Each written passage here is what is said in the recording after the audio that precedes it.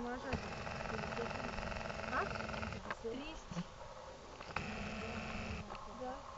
Какво да караме да какво тренираш? А? Какви противни? Точно така. Ето имаме.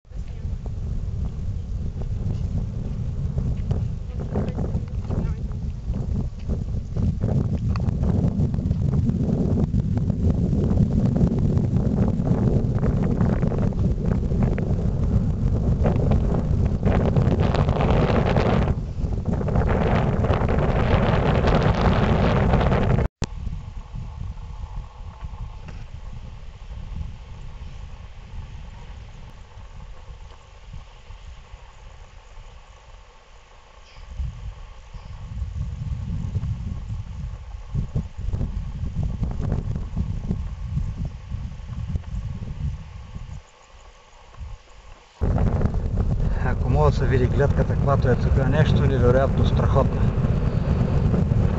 Какъв вятър тук.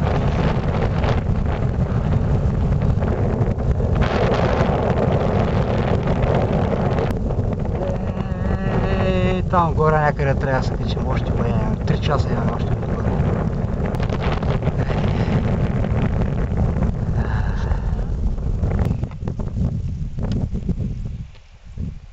Ботев е много далеч, изглежда недостижим още 2 часа най-малко.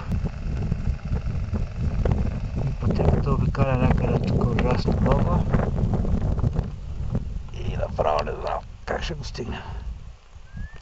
Видео, това е състезателката от България, българския национален отбор, Искра Минтова. Това някъде там е Ботев. Не знам, една купчинка е там горе.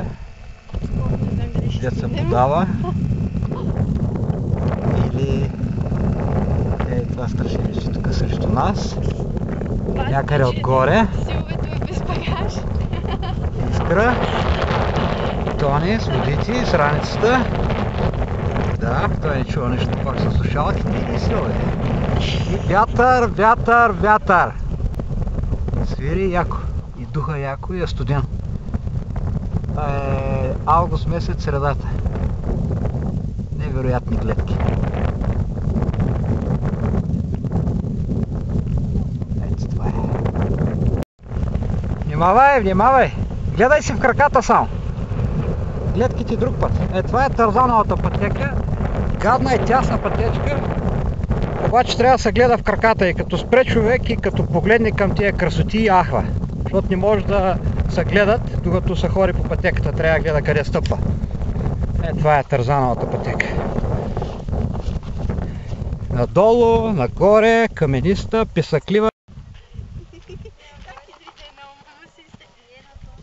На Тони!